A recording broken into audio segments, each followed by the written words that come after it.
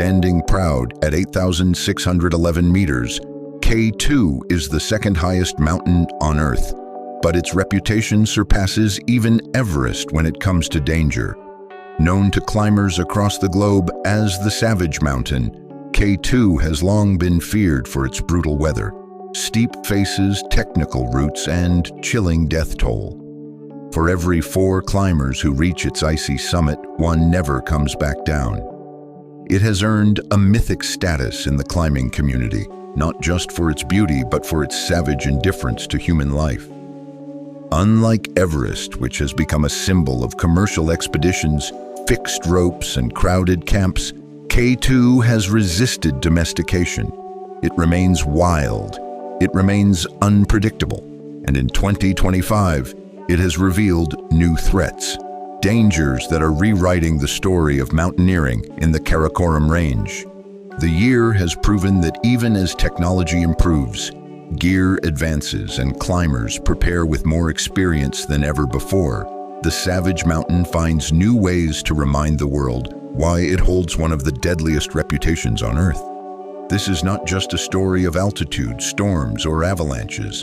In 2025, the menace of K2 came not from above, in blizzards or collapsing seracs, but from beneath, as the very mountain itself began to crumble.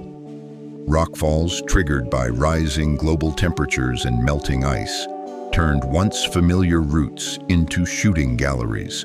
Lives were lost, families were devastated, dreams of summits ended in tragedy. This is the story of how K2 proved once again why it remains as deadly as ever. For decades, K2 has been considered the ultimate prize in high-altitude mountaineering. Its pyramid-like structure looms over the border of Pakistan and China, rising above the Godwin-Austen Glacier. Even reaching its base camp is a brutal journey, often taking a week of trekking through rugged terrain before climbers even set foot on the mountain. Climbing K2 is unlike Everest. There are no steady, sloping ridges leading toward the top. Instead, climbers face sheer walls of rock, towering ice cliffs, and narrow ridges with drops so steep that one misstep can be fatal. Its weather patterns are equally merciless.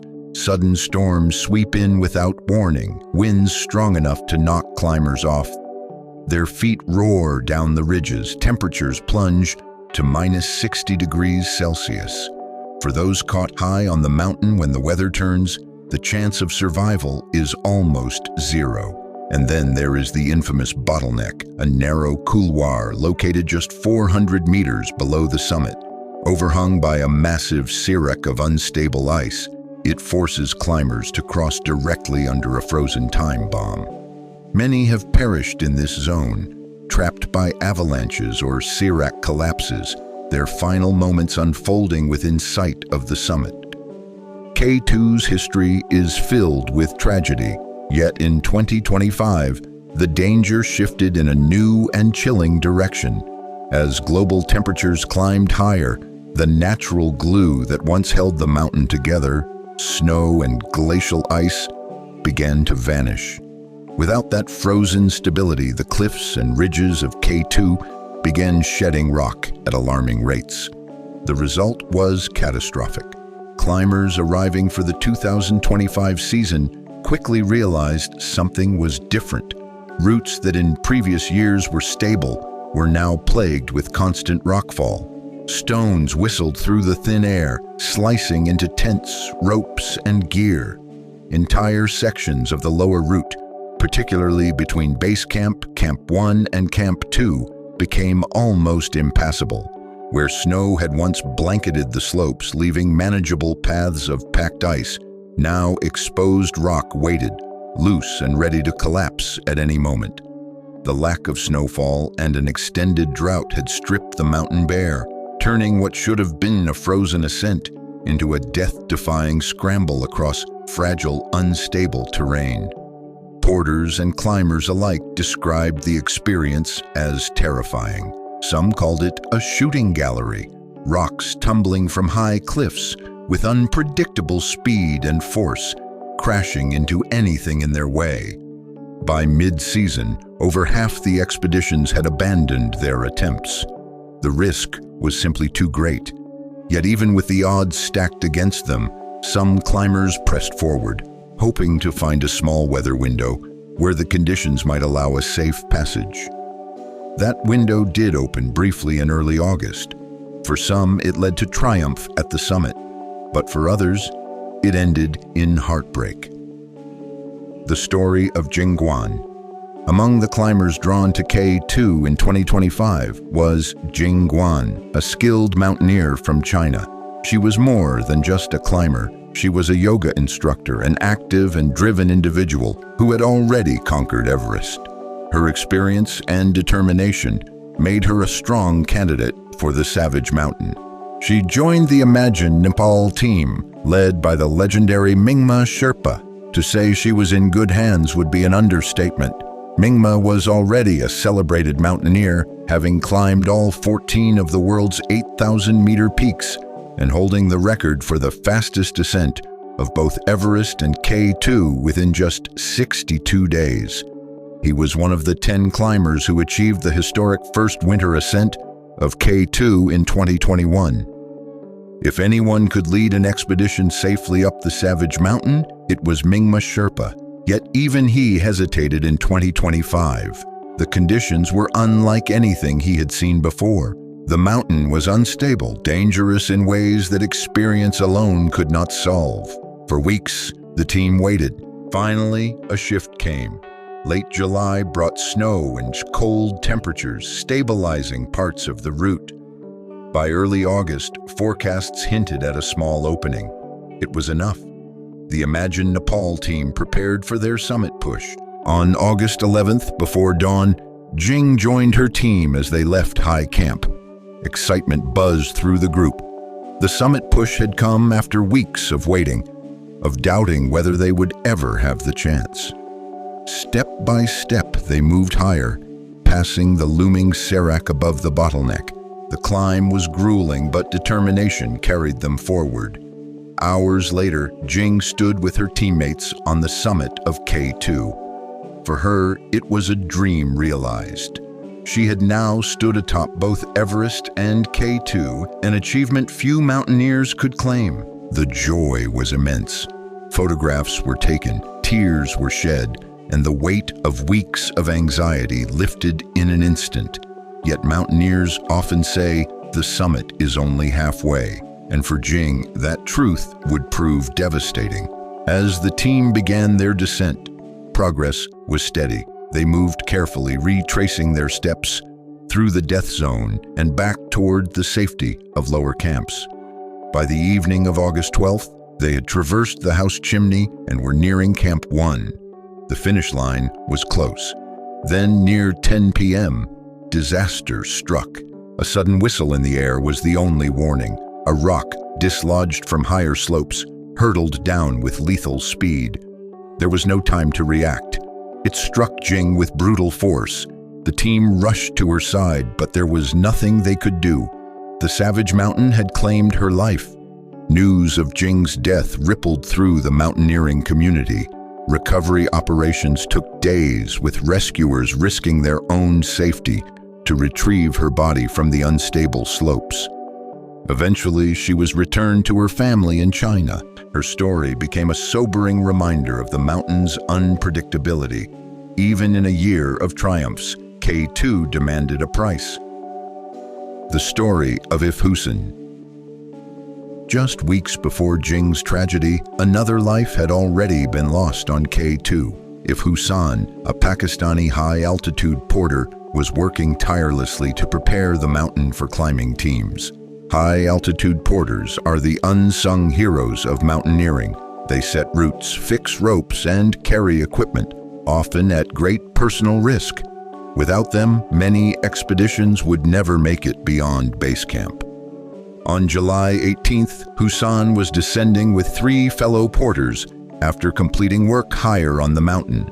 The day was clear, but the slopes were unstable. More rock was exposed than in years past, and the danger was ever present. Around midday, disaster unfolded. a rockslide thundered down from above. The porters scrambled to escape, but Husan was struck, swept from his footing, and carried away by the deadly cascade. By the time rescuers reached the scene, it was too late. Husan was gone. His companions survived, shaken but alive, and carried the news back to base camp. For the climbing community in Pakistan, his loss was deeply felt. High-altitude porters often face the greatest risks for the least recognition. Husan's death was a painful reminder of the sacrifices made by those who prepare the mountain for others. The story of Laura Dalmeyer. The tragedies of 2025 were not limited to K2 alone. Just 2 weeks before Jing's accident, German mountaineer and two-time Olympic gold medalist Laura Dalmeyer met a similar fate on nearby Layla Peak. Standing at 6,069 meters, Layla Peak is known for its striking beauty, with a sharp, needle-like summit that has captivated climbers for generations. But like K2, its slopes became unstable in 2025. Laura was descending after a successful summit with her partner. As she rappelled down, a sudden rockfall was triggered. There was no chance to avoid it. The rocks struck her with devastating force. She did not survive. Laura's death, alongside the tragedies of Jing and Husan, painted a grim picture of the Karakoram Range in 2025. These were not isolated incidents. They were part of a broader shift, a mountain environment destabilized by rising temperatures and melting ice. Her story shocked not only the mountaineering community, but also resonated far beyond. Fans who had cheered her Olympic victories now mourned her loss in disbelief. News outlets across Europe carried her image, reminding audiences that even champions who thrive under pressure are not immune to nature's wrath. Local climbers in Pakistan described the mountain's silence after her death as haunting, a stillness that seemed to acknowledge the weight of tragedy. Guides who had seen countless ascents admitted that 2025 felt different, darker, and far less forgiving. For many, Laura's accident highlighted a new truth. It is no longer just about skill, strength, or preparation. Even the finest athletes in the world face odds they cannot calculate when mountains begin to crumble. Her passing added another layer to the year's grim narrative. A year where the Karakoram Range revealed a face few had ever witnessed. It was a reminder that in these peaks, beauty and brutality are always intertwined, and one moment of misfortune can erase a lifetime of triumph. In 2025, K2 revealed dangers few had anticipated. It was not just avalanches or blizzards, but the collapse of the mountain's very foundation. Melting ice released boulders that once lay frozen in place. Rocks weighing hundreds of pounds tumbled down with unstoppable force, turning established routes into killing zones. Climbers spoke of hearing the whistle of stones slicing through the air, striking ropes, tents, and gear with terrifying precision. Expeditions abandoned their climbs, shaken by the realization that even the lower slopes could no longer be trusted. For those who pressed on, success came at a cost. The deaths of Jingguan, Husan, and Laura Dalmeyer were not mere statistics. They were human lives, full of dreams, passions, and families left grieving. Their stories serve as a powerful reminder. Mountains are not conquered. They are borrowed, visited briefly by humans who are forever at their mercy. K2 has always been called the Savage Mountain. In 2025, it showed a new kind of savagery, one born not just of storms or altitude, but of a shifting climate. Its slopes crumbled, its rocks rained down, and its victims were among the best and bravest. The deaths of Jingguan, Husan, and Laura Dalmeyer echo as a warning for the future of mountaineering. Even the most skilled climbers, even the strongest teams, are vulnerable to forces far beyond human control. As long as dreams of the summit remain, climbers will return, They will step onto the slopes of K2 with courage, knowing the risks. And for some, those risks will prove too great. The Savage Mountain is not just a test of strength or endurance.